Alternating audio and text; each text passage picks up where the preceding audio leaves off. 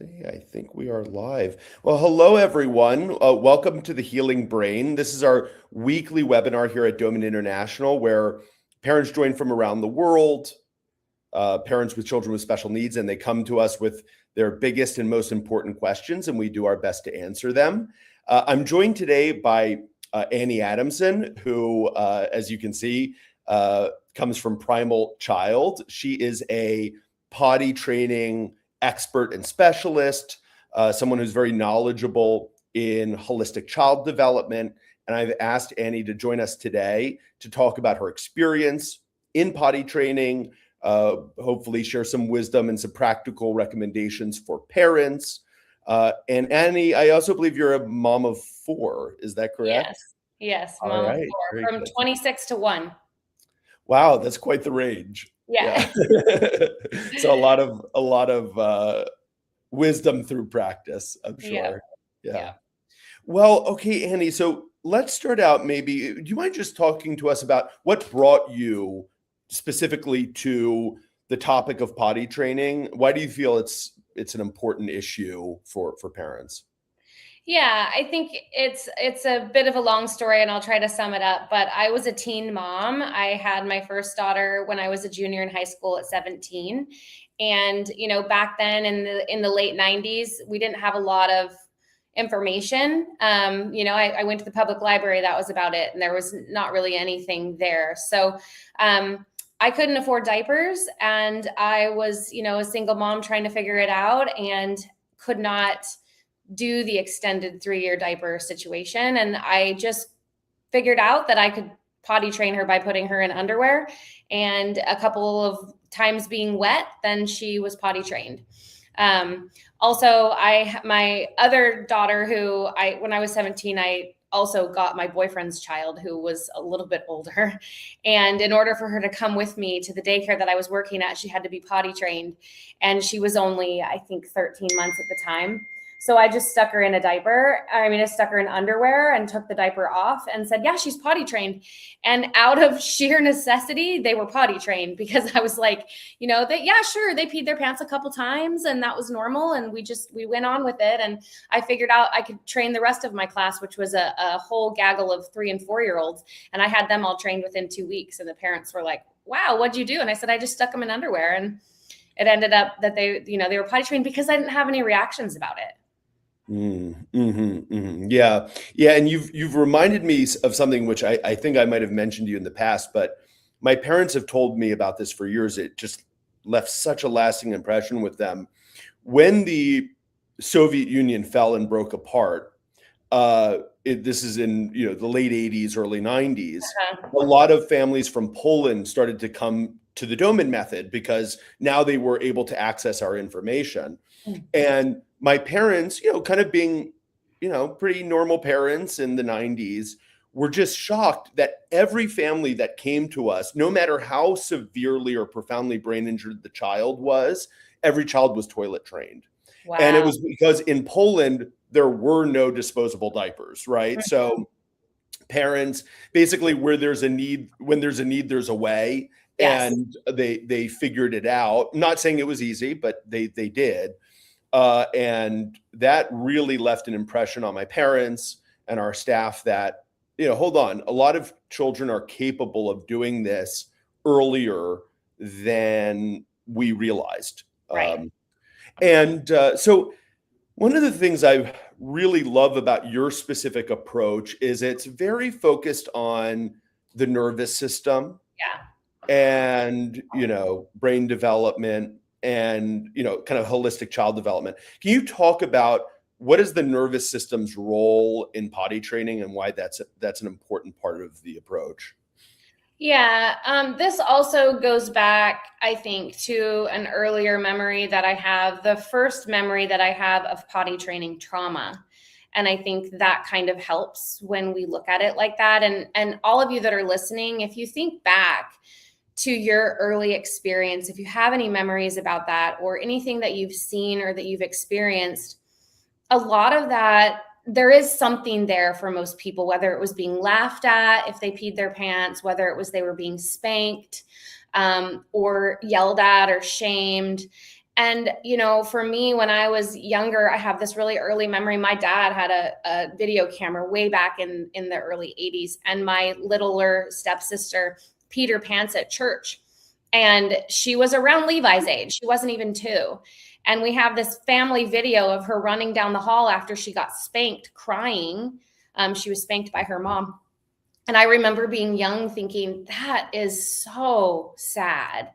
It was a memory for me, just feeling so knowing that wasn't right. And so when you ask, how did I get here?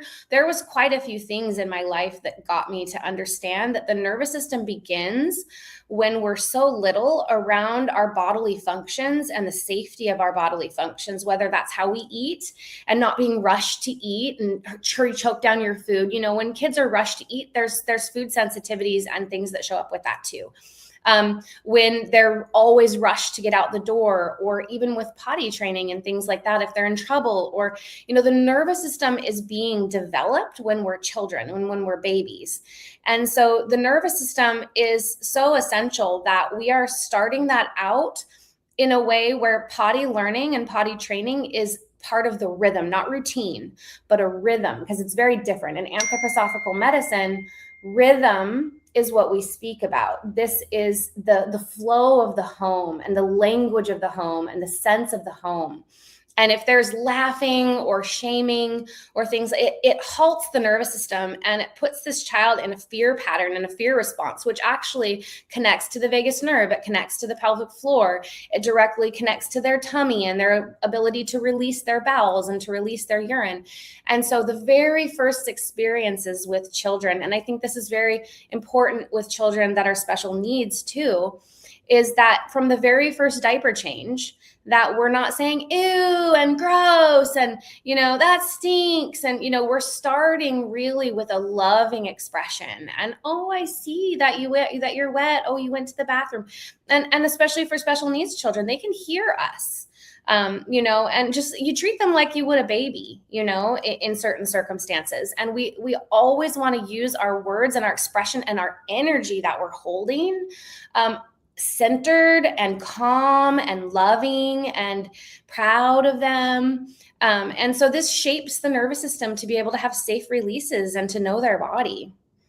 Yeah. Yeah. And I've noticed that in my conversations with you and some of the webinars that you've taught that I've been able to sit in on, that you really appreciate the innate intelligence of children, that they're kind of holding on.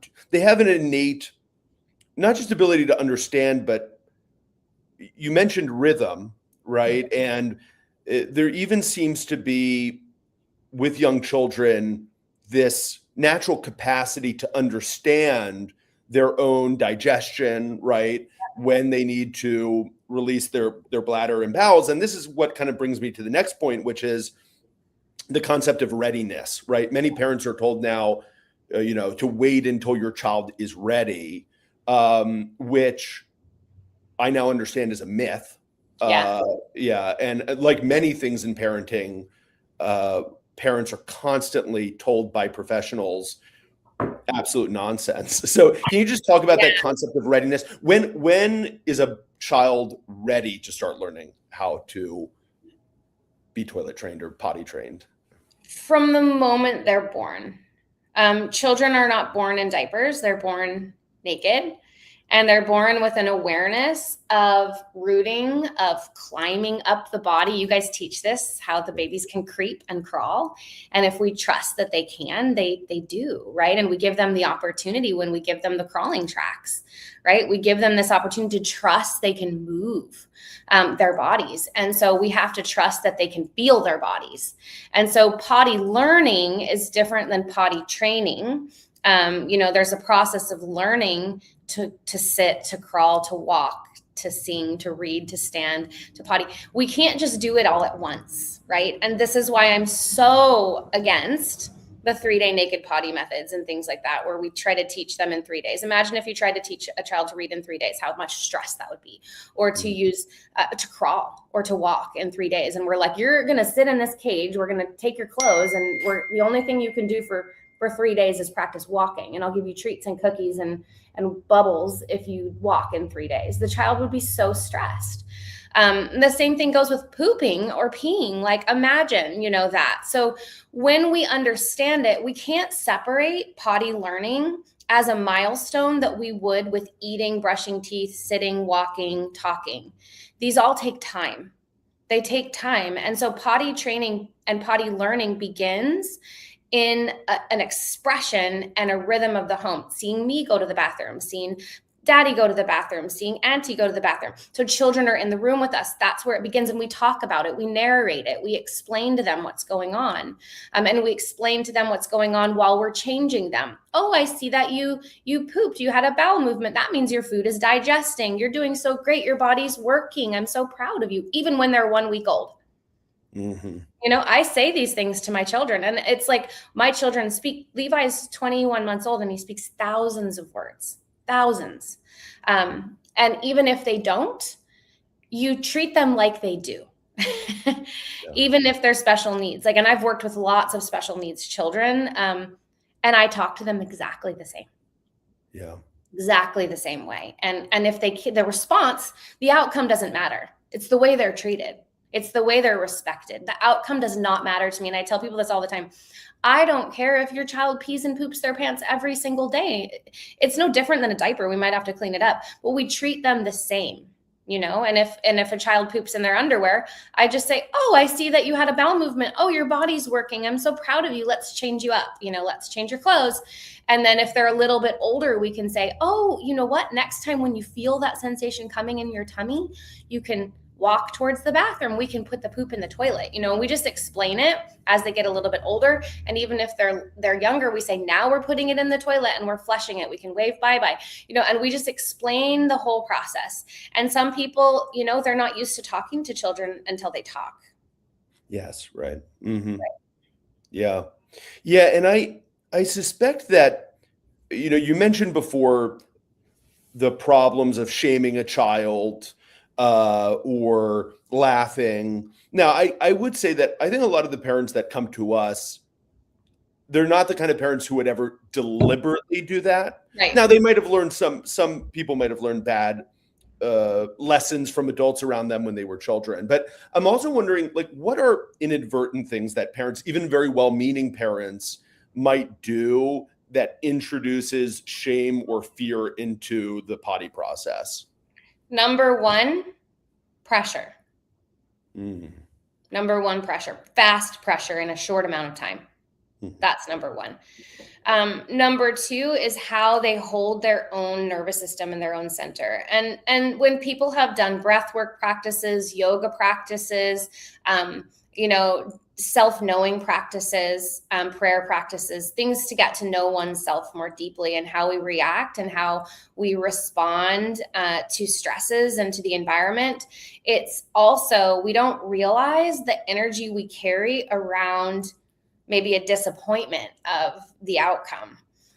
Because if your child is having accidents, which I call them opportunities, I just abandoned the word accidents.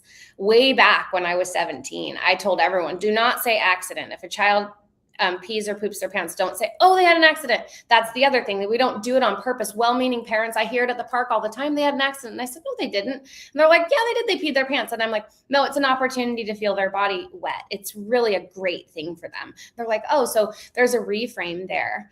And so we don't realize, the well-meaning parents, how we respond this pressure and asking and trying to have this thing happen to them.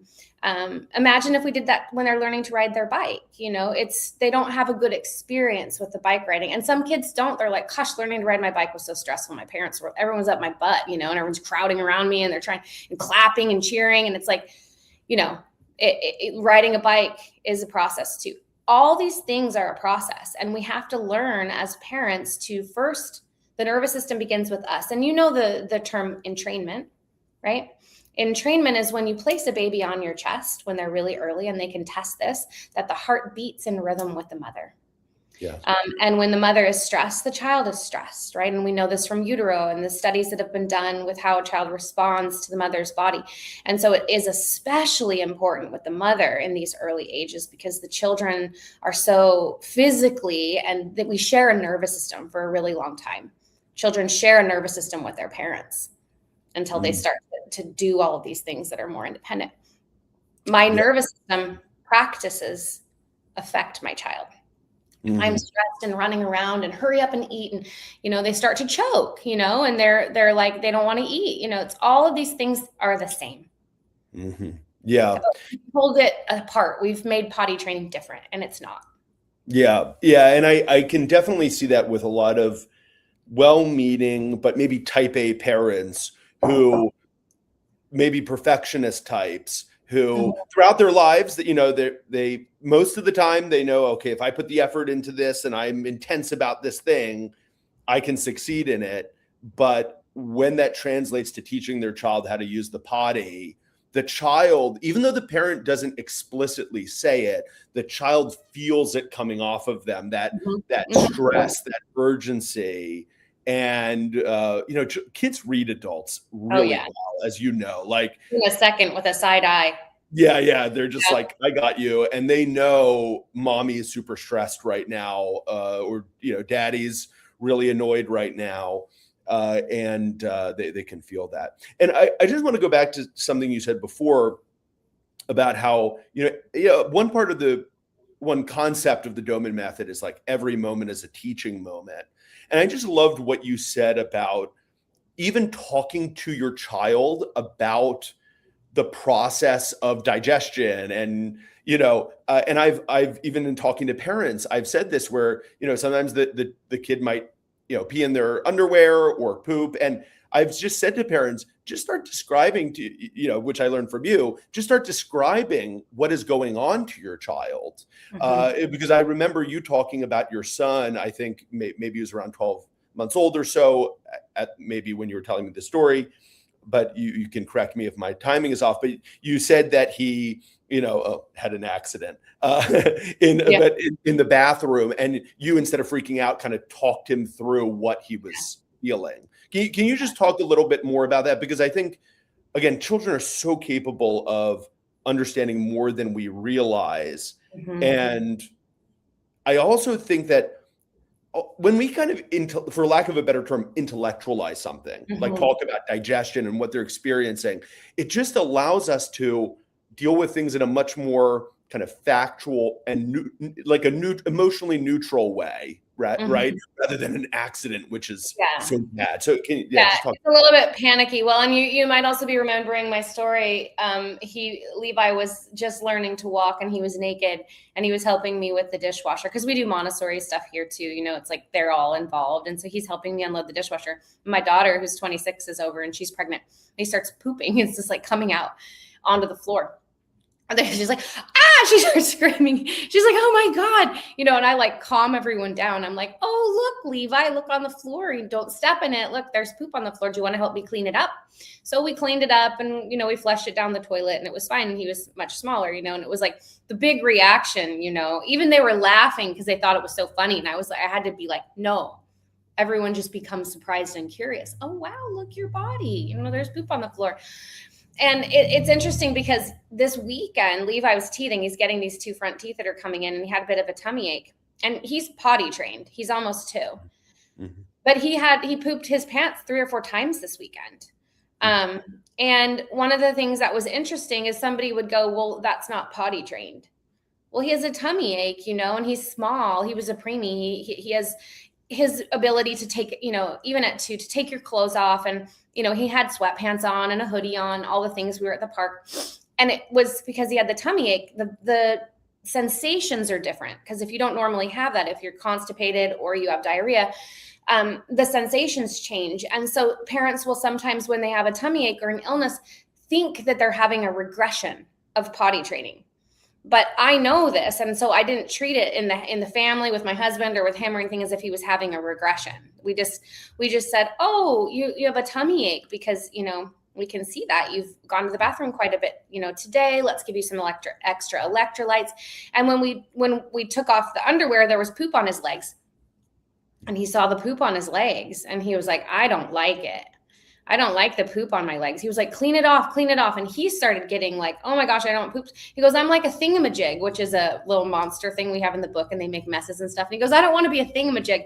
And I'm like, it's okay, buddy. I'm like, we'll just wash your legs off and we'll just put new underwear on. And then we did that. And then he went off playing, so it's just, we think regressions are regressions. When people message me this most of the time, they're like, they're in a regression. And I'm like, maybe, or maybe they're getting teeth, or, maybe they're having a emotional or cognitive leap.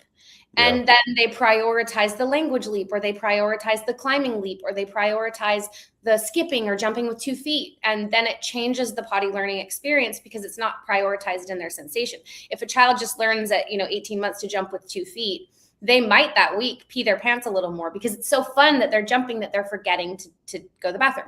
Sure.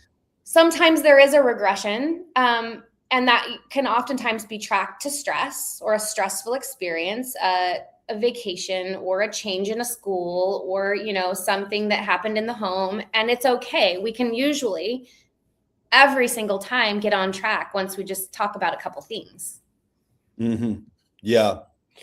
All right. And so I'm just going to say, for all the parents watching right now, feel free to start putting your questions into the comments box, whether you're watching on Facebook, Instagram, or YouTube, and we'll, I'll start asking your questions to Andy.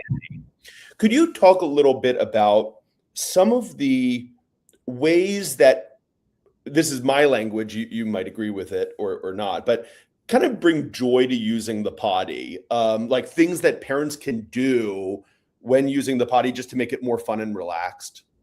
Yeah. Well, I'm going to show you guys something, but this isn't the first step.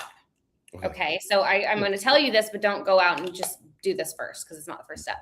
But this is a little surprise box.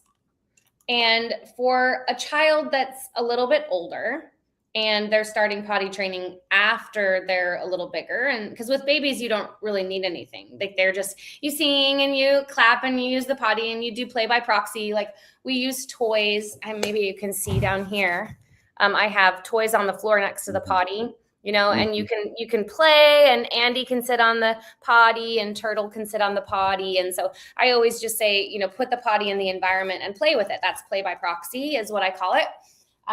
And then, you can read a book and you just make it part of the cool environment. But with the box, there's a whistle in here. And I'll switch these out with like little things around the house. And so I call it the surprise box.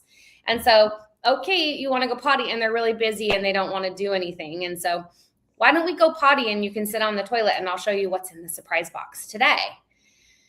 And then they can open it up and it's a little ladybug that they can't normally touch that's up, there, and they can look at that. Or it's mommy's earrings, because, Levi likes my earrings. He doesn't usually get to play with them because they're in my ears. But if I'm like, oh, I need to put something I'm going to put mommy's earrings in the surprise box, then you can play with them while you're sitting on the toilet, because they're really they're feathers, or something. So you get creative. This morning, he's with his teeth, he did not want to pee in the toilet. And he does all the time. And I could tell he needed to pee. He's wiggling around and he's just in one of those moods and he did not want to pee. And I just thought to myself, what's the old school thing? I'm like, there's some way to do this. I've heard of tricks and stuff. I don't usually have to use them for my kids, but Levi's different. He's a fire child. He's got a lot more spite. And I thought, you know what? I'm going to get one of the little cereals and I'm going to tell him he can pee on it. So I go, well, why don't we use the toilet and you can pee on the cereal? And he's like, what do you mean? This is the first time we tried it. So I dropped the cereal in there and I said, you can pee right on the cereal, aim, and you'll see how it floats around. Oh, he wanted to do that again and again and again. So I make it fun and silly. Fun and spontaneous. Yeah, fun and spontaneous. And, I see things going around on Instagram, like you can put kids' feet in a warm bowl of water and get them to release. That's fine, but it's not necessary. That's only where you're starting. And when you start with tricks, instead of the nervous system, there's a lot of resistance. Mm-hmm. Right. Mm-hmm. So let's imagine that I hadn't potty trained my 20-month-old and I started with peeing on the cereal. It's only going to work once or twice. Mm-hmm.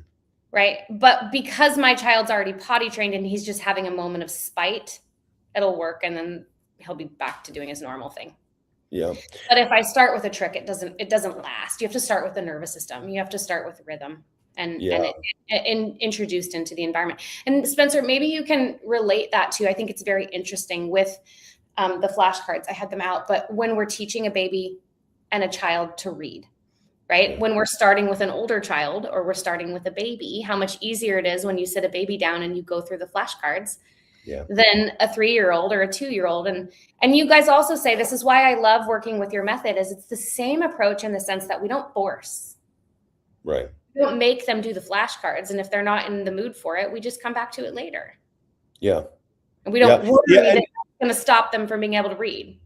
Yeah. And my grandfather, from the earliest time, he talked about the reading program. He talked about the importance of joy, right? Yes. And he even said, joy isn't about acting like a clown in front of your kid, because sometimes parents think joy and they think like, I need to be like this, and that's not joy for everyone, right?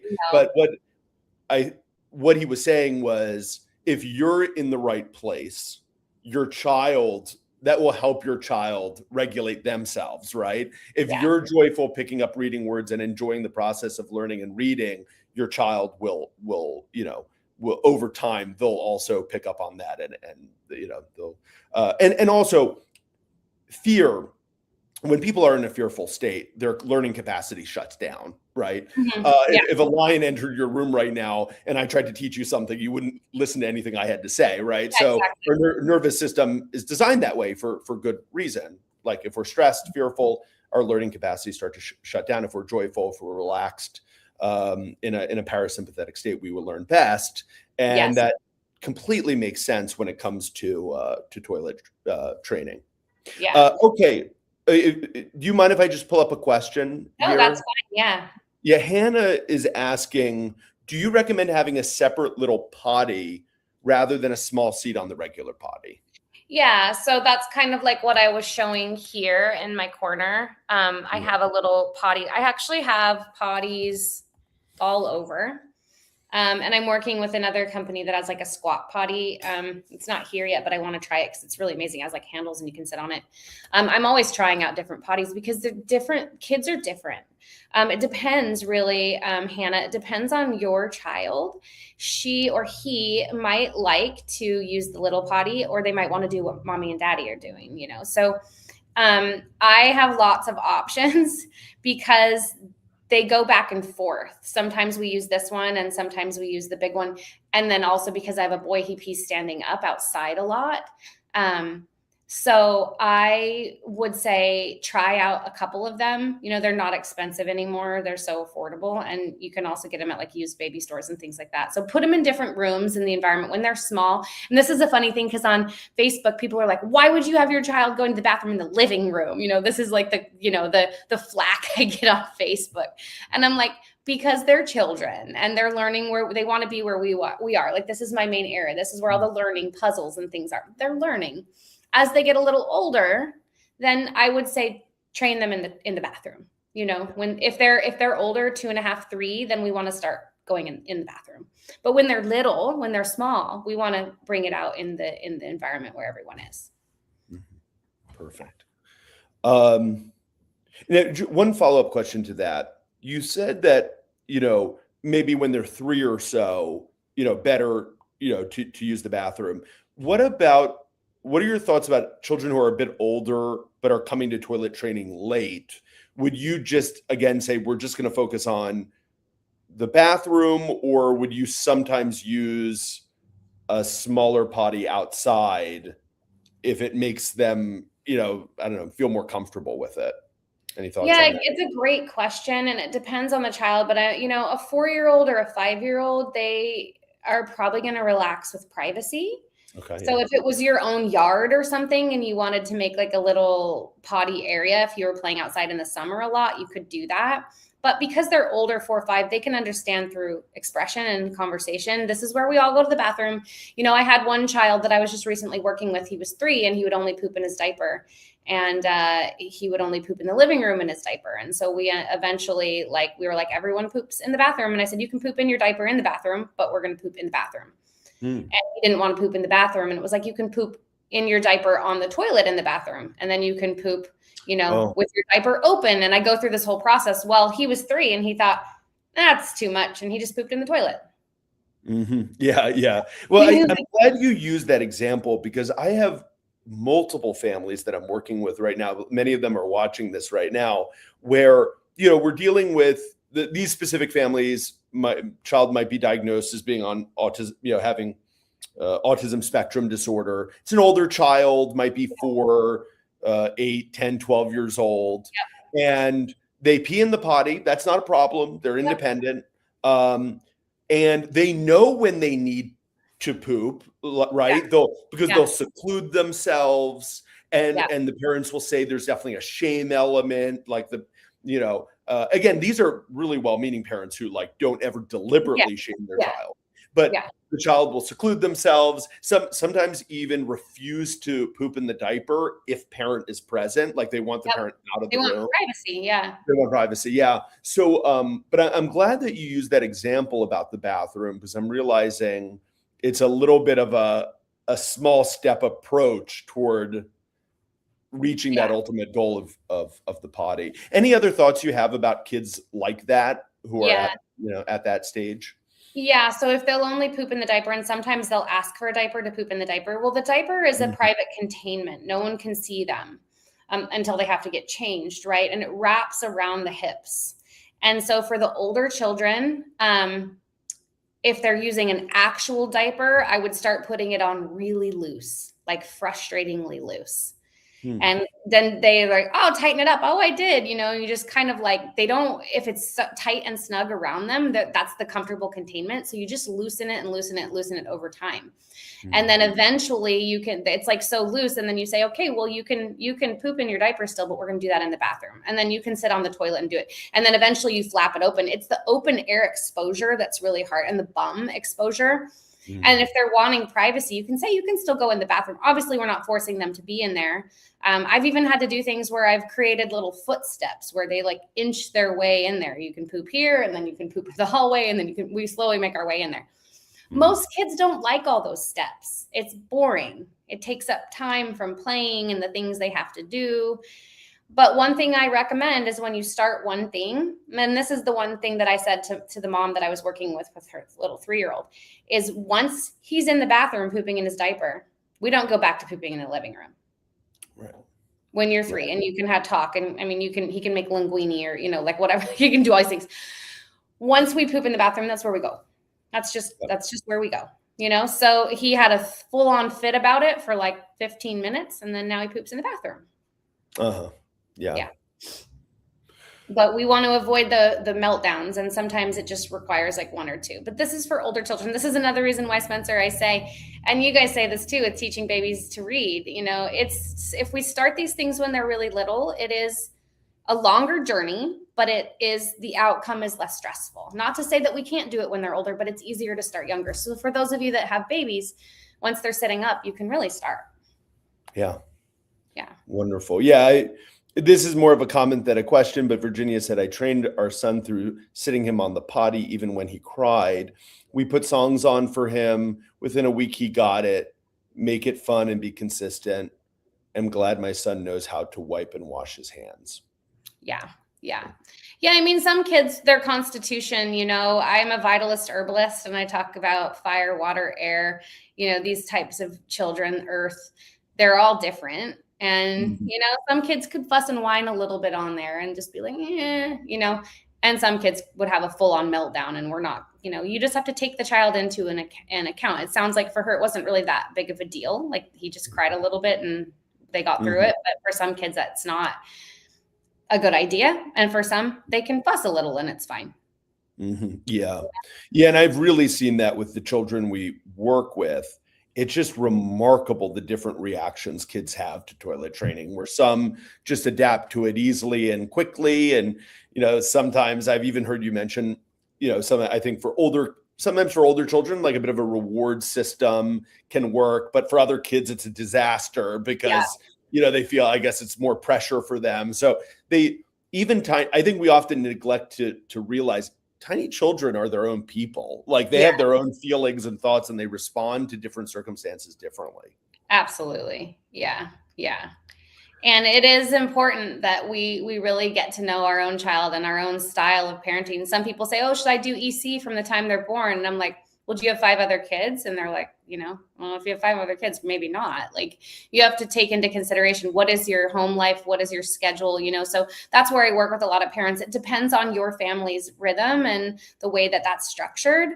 Right now, I only have 1 baby, and that was easier than having a baby and a toddler and, all the things at once. But they can watch the older children, and there's an advantage there too.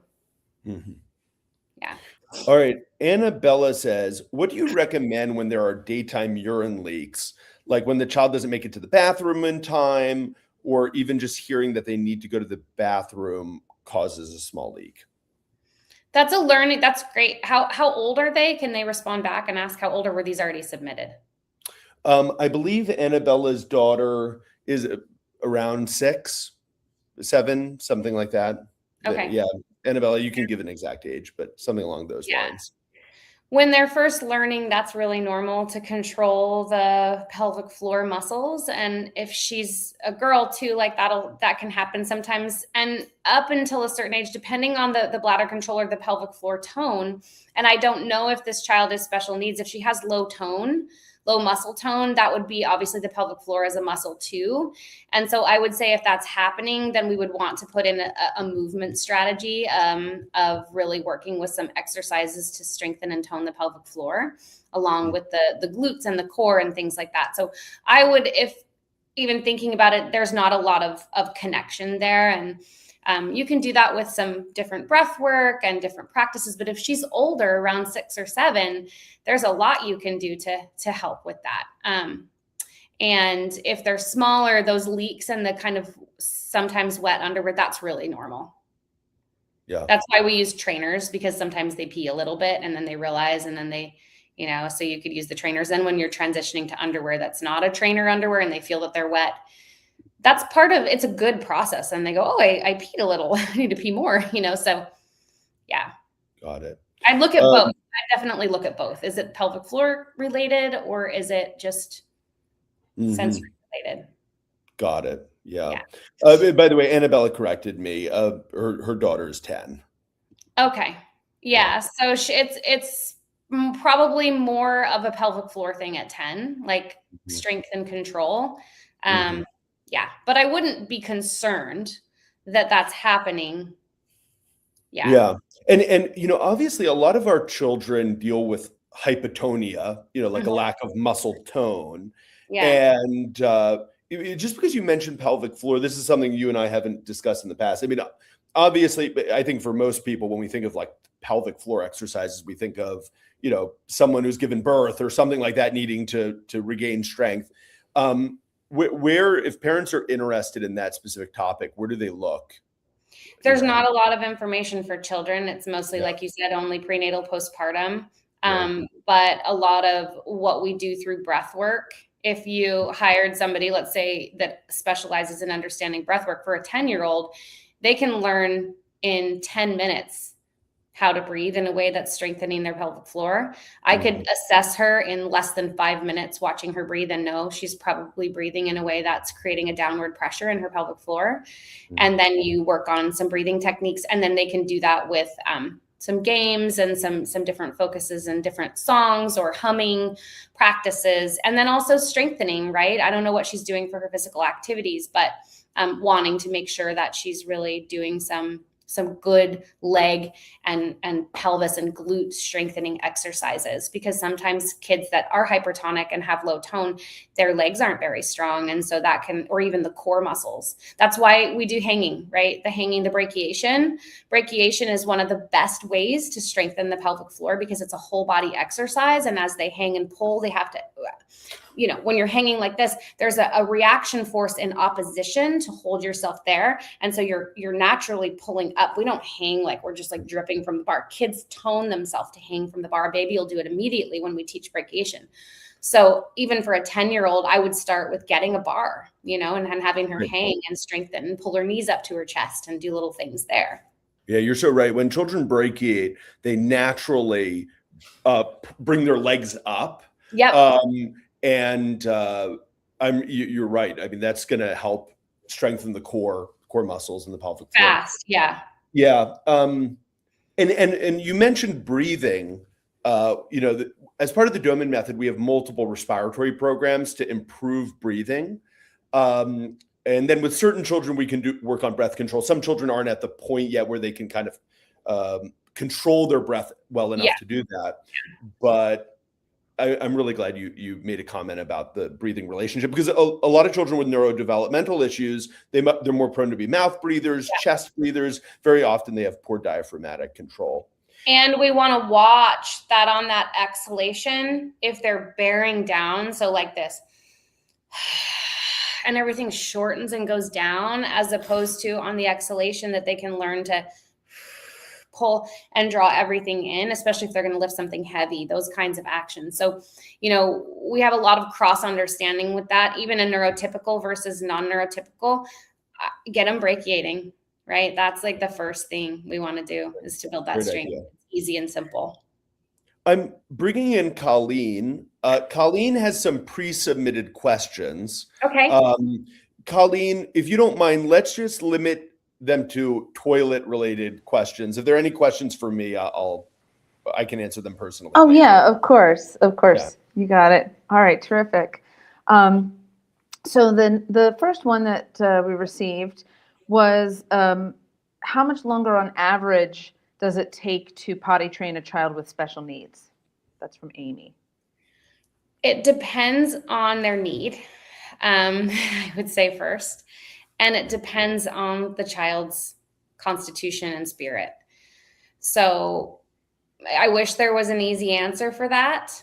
I have worked with some autistic children that the sensation of being wet, they don't like it at all, and they're potty trained so fast because they don't like that feeling. It's a sensory response.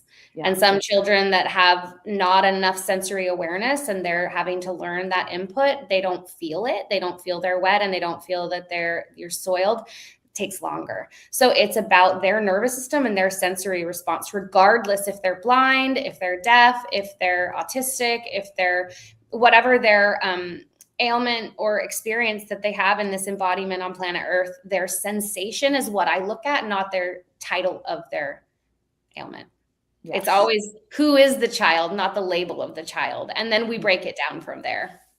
Yeah. And I'm really grateful you made that comment earlier about, you gave the idea of kind of slowly loosening the diaper, because so many of the kids we work with are sometimes they lack tactile sensitivity, but many children have hypersensitivity, and they find deep pressure comforting, right? Yes. If you give them like a deep massage, it relaxes them. And so I'm now kind of realizing the diaper can also serve that, it serves that need a little bit for them. Tight diaper. All right, Colleen, should we go to the next one? Yeah. This is from Catherine. She wants to know your opinion, the best toilet accessory for special needs children to sit comfortably on the toilet. Accessory. Well, it is okay. So it's going to be dependent. Can the child dress and undress themselves? Because if this is the other thing too, if you're working with special needs child and then you're still dressing them, if they can stand on 2 feet and they're older, if they can stand up, I would no longer change their diaper on their back. I would switch to upright changing and wiping. That's where we start first. And then we shift into pull-ups and things like that. You can rip the side of the pull-ups to get them down so it's not like a big mess. People don't realize that it's like you can tear the sides of the pull-up. But you want it out of dignity and expression of there's a transition from going on to the toilet. We want to start changing them standing up. And most of the kids you guys work with, most are standing up. They can stand, right? Or they can stand with support. Depends. I'd say maybe it's 60-40, maybe 60% walk and 40% can't. So it's pretty even. Yeah. So I would just look at that. If they can stand or they can stand with support, change them standing up. And then if they can sit down and things like that, and they're working on that, then you want to have them on a squatting potty. It is really good to have a child squatting. If they're at the toilet, the legs dangling isn't the best. We want to have a squat stool so that they can help release and be comfortable. The thing that I don't like is when a kid's on a big potty and their legs are dangling. That's not great for release and elimination and for the pelvic floor. So have a device or, something where, you have a stool underneath you and like a smaller potty seat.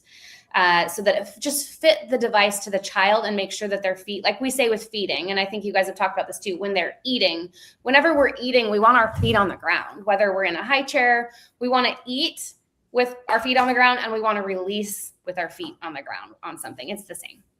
Mm-hmm. Yeah. I'm also sorry, this is just a side comment, but one of the other things I thought about is if someone's ever lifting weights, no one would ever lift weights with their feet off the ground because like it helps you generate power, right? Yeah. So especially for something like digestion, that would be helpful. Yeah. Colleen, I'm going to go to Alina's question. Yeah. Alina is asking if they might start to go back in terms of pooping, learned in the toilet, but occasionally see him standing in the living room and trying to poop.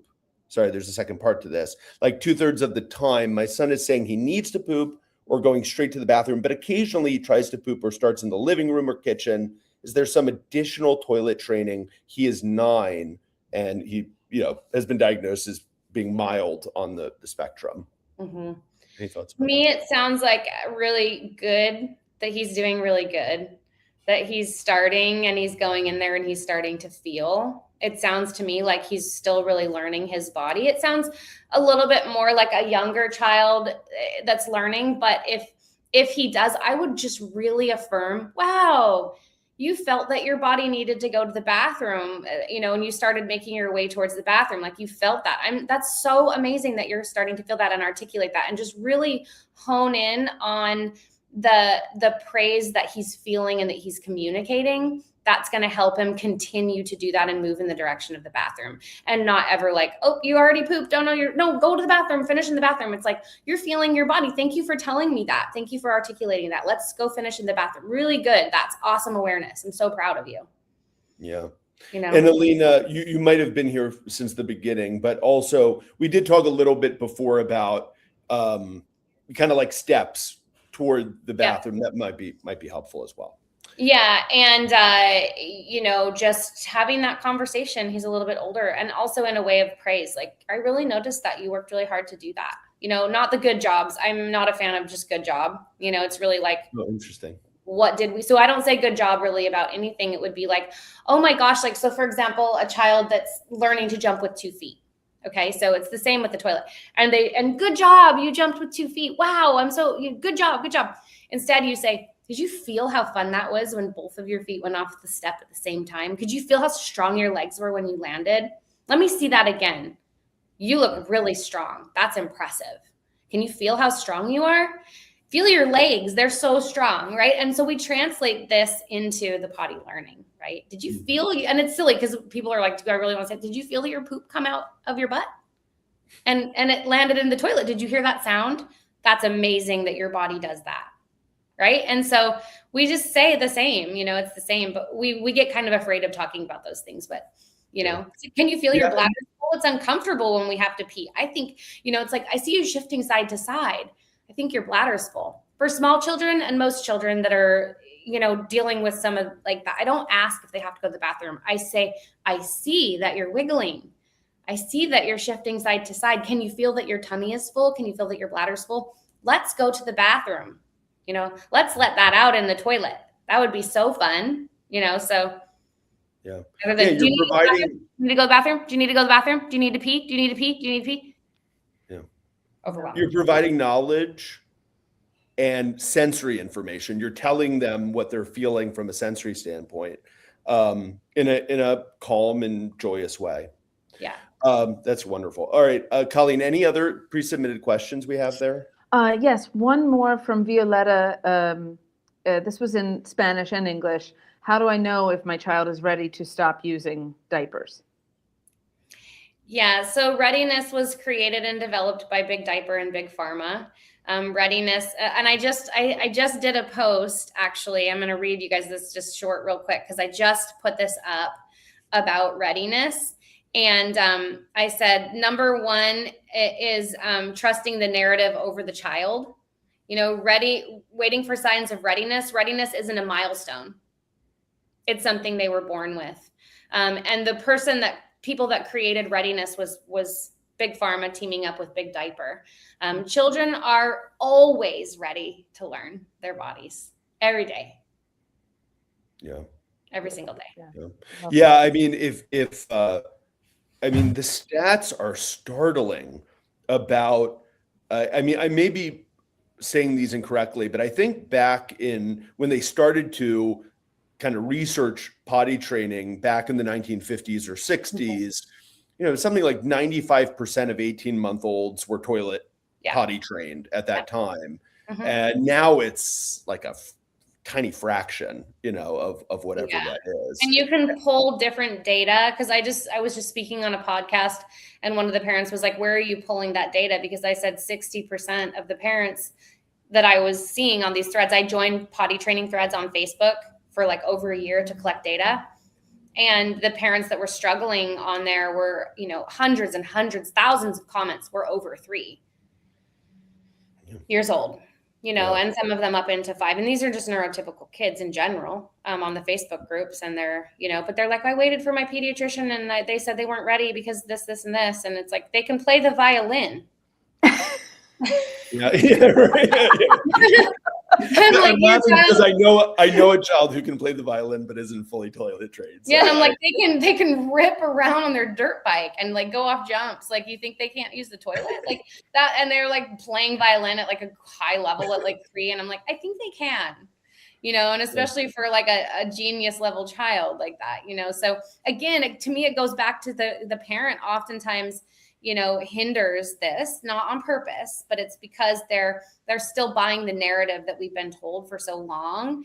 And so I just encourage parents is abandon the narrative and trust your child. Mm-hmm. Great answer. Okay. Annie, do you think you could give me 5 to 10 more minutes, or do you have a hard stop? No, I have time. Yeah, okay. I'm good. Yeah.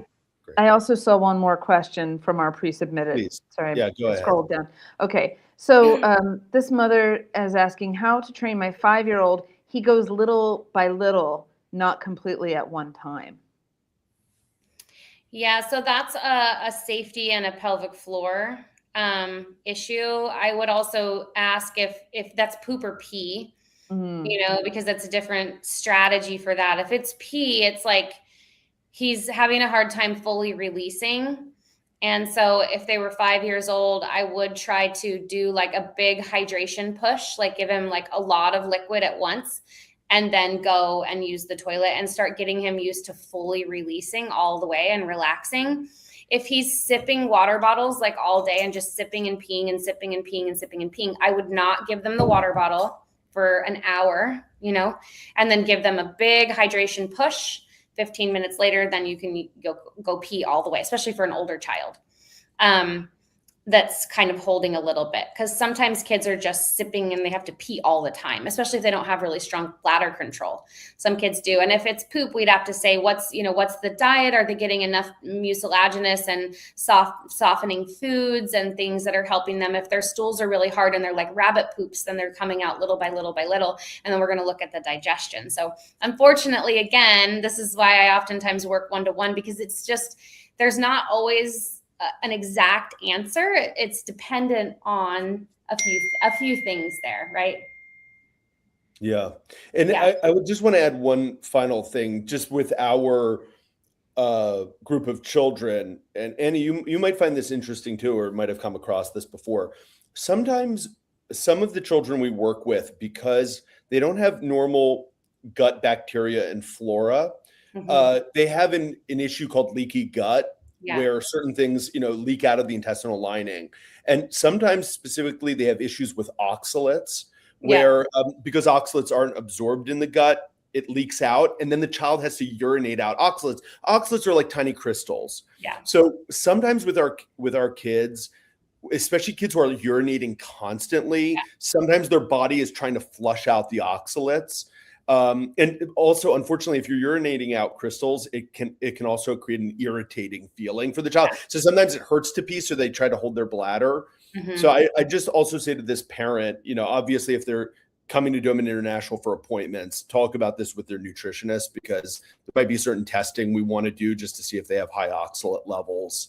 Yeah. With our population, it's that can be a thing sometimes. Exactly. And one of the ways that you heal, it's also a histamine response, what you're speaking about too. So some kids that are, that have some of these special needs, and we start to heal them when we're addressing the leaky gut, we're dealing with the histamine, the MCAS, things like that. And then I just say to like pretty much all children, no matter who they are, that we want to get them on meat stock, because this is going to heal the gut, and it's going to help, soothe the urinary tract and the digestive system. And so getting on a good meat stock, anyone can get it for free on my Instagram. They just have to comment broth and I'll send it to them for free. But this is not a bone broth that's higher in histamines, and you cook a meat stock. It's really high yielding in meat and nourishment, really high fat, and it will help with some of those responses, and it'll actually heal and seal the gut with meat stock. Oh, wow. Yeah, Yeah. let's talk more about that in the future, Yeah. Annie. I'm Yeah. interested. Okay. I will give people, maybe if there's a last question, I'll give everyone a minute to put it in. Annie, in the meantime, can you just tell people how to, if they want to learn more about what you do, where they should follow you, get information? Yeah. So Instagram is the best, and I think it's primal_child. So primal_child. You can follow me there. The link in my bio sends them directly to being able to book a call with me, being able to get my free guides. Like, I have so much on there that's actually free resources. And then they can also buy my potty learning handbook and masterclass. It's only $25, and they can get that directly in the link in my bio as well. I also have a Primal Medicine Wellness Collective where parents come, and I have over 300 videos. I do live master classes. I have a Chinese doctor on my team. I have just amazing women that work with me as well. So, that's the page. But yeah, so I have a collective. I have this space, lots of free resources. And also, I'm in my DMs. You guys can send me a message. I'm very responsive. And feel free to reach out to me inside the private DM on my Instagram, and I will 100% get back to you. Wonderful. You made a mention before about something you posted. Is that something just in the collective, or do you have like a blog? That's here on my Instagram. Yeah. Oh, got it. Okay, perfect. Yeah, and Facebook and things like that. So I have a lot of the potty. Instagram's kind of like my website, right? So many of us small businesses and entrepreneurs. I have a website too. They can click the link and go straight in there from the link in bio, but that's where they're going to get all the free resources for food and teething and broth and potty learning and all the things. Wonderful. Yeah. All right. Well, I don't see any other questions. Probably, Annie, at some point I'll have to have you back on, because I'm sure there'll be a lot of follow-up questions. Thank you.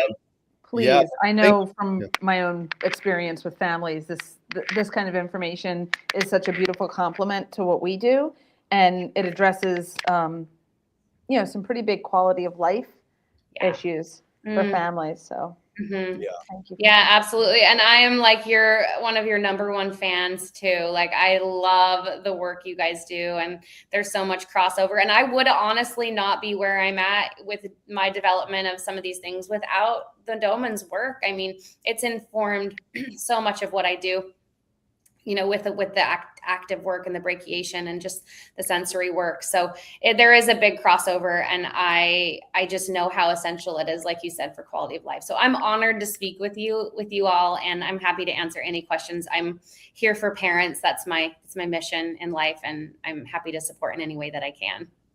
Wonderful. Well, Annie, thank you so much for joining. Everyone else, thank you for joining, and we'll see you all soon. Bye-bye. Thank you. Bye.